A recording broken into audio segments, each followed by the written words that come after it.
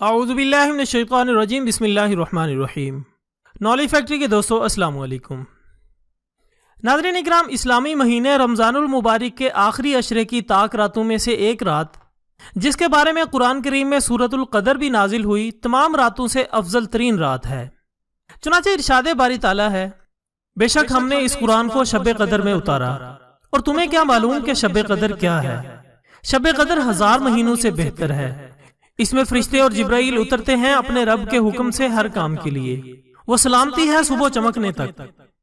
اس کے علاوہ حضرت ابو ہریرہ رضی اللہ تعالی عنہ سے مروی ہے کہ رسول اللہ صلی اللہ علیہ وآلہ وسلم نے فرمایا، جس نے لیلۃ القدر میں ایمان و احتساب کے ساتھ قیام کیا، اس کے گزشتہ گناہ معاف کر دیے جاتے ہیں۔ نالج فیکٹری کے دوستو، تمام راتوں سے افضل ترین رات لیلۃ القدر، جس کے معنی قدر و منزل کے ہیں، یعنی انتہائی تعظیم والی رات۔ مفسرین کی رائے کے مطابق یہ رات رمضان المبارک کے آخری عشرے کی طاق راتوں میں، یعنی 21، 23، 25، 27 یا 29 میں سے کسی ایک میں ہے، لیکن غالب گمان 27ویں شب کا ہے۔ اور بعض مفسرین کے نزدیک یہ ایک رمضان المبارک میں اگر 27ویں شب ہے تو اگلے رمضان المبارک میں یہ کسی اور طاق رات میں بھی آ سکتی ہے۔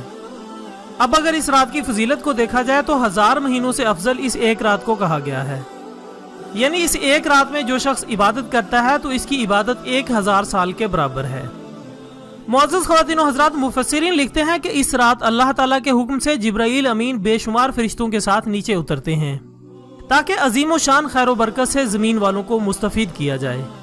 اس مبارک شب میں باطنی حیات اور روحانی خیر و برکت کا خاص نزول ہوتا ہے، یعنی اللہ تعالیٰ ان فرشتوں کے ذریعے اپنے بندوں کو اس رات چین و سکون اور دل جمعی عطا فرماتے ہیں، اور یہ سکون و اطمینان صرف وہ لوگ ہی محسوس کر سکتے ہیں جو اس رات کی تلاش میں سرگرداں رہتے ہیں۔ اس لیے ابن ماجہ کی ایک حدیث میں بیان ہوتا ہے، ایک مرتبہ رمضان المبارک کا مہینہ آیا تو نبی اکرم حضرت محمد صلی اللہ علیہ وآلہ وسلم نے فرمایا کہ تمہارے اوپر ایک مہینہ آیا ہے جس میں ایک رات ہے جو 1000 مہینوں سے افضل ہے۔ جو شخص اس رات سے محروم ہو گیا گویا ساری بھلائی سے محروم ہو گیا۔ ناظرین اکرام، بعض روایات میں ہے کہ اس رات جبرائیل علیہ السلام اور دیگر فرشتے عبادت اور ذکر کرنے والوں پر صلاۃ و سلام بھیجتے ہیں، یعنی ان کے حق میں رحمت اور سلامتی کی دعا کرتے ہیں۔ اس رات کی فضیلت کا اندازہ سورۃ القدر کی پہلی آیت مبارکہ سے لگایا جا سکتا ہے کہ اس رات اللہ تعالیٰ نے اپنا کلام نازل فرمایا۔ اللہ تعالیٰ نے ارشاد فرمایا ہے کہ رمضان کے مہینے میں ہم نے قرآن پاک کو نازل فرمایا۔ نالج فیکٹری کے دوستو، اس رات کی ایک تو اپنی اتنی فضیلت ہے، اور اس کے ساتھ جس مہینے میں یہ رات آتی ہے یعنی لیلۃ القدر، وہ مہینہ بھی رمضان المبارک کا مہینہ ہے، جس میں اللہ تعالیٰ انسان کی عبادات کا اجر بڑھا دیتا ہے، نوافل کا سنت کے برابر اور سنت کا فرض کے برابر، اور ہر فرض کا 70 فرضوں کے برابر بڑھا کر اپنے بندے کو عطا کرتا ہے۔ یہاں یہ بات سوچنے اور غور و فکر کرنے کی ہے کہ جب اللہ تعالیٰ اپنے بندے کو رمضان المبارک کے مہینے میں اتنا زیادہ عطا کرتا ہے تو جو شخص لیلۃ القدر کی تلاش کرے گا تو اس کا کیا اجر ہوگا۔ ناظرین اکرام، اللہ تعالیٰ نے اس مہینے کو اپنے بندوں پر اس طرح سے تقسیم کیا ہے کہ پہلا عشرہ رحمت کا، دوسرا مغفرت کا، اور تیسرا جہنم سے چھٹکارے کا، یعنی ان 30 دنوں میں اللہ تعالیٰ اپنے بندے کو ہر طرح سے نوازنے کا موقع عطا فرماتا ہے۔ رحمت کے عشرے میں رحمت عطا کر کے، مغفرت کے عشرے میں بخشش کر کے، اور آخری عشرہ جس میں اللہ تعالیٰ ان لوگوں پر دوزخ کا عذاب ختم کر کے ان کو جہنم سے چھٹکارا عطا کرتا ہے۔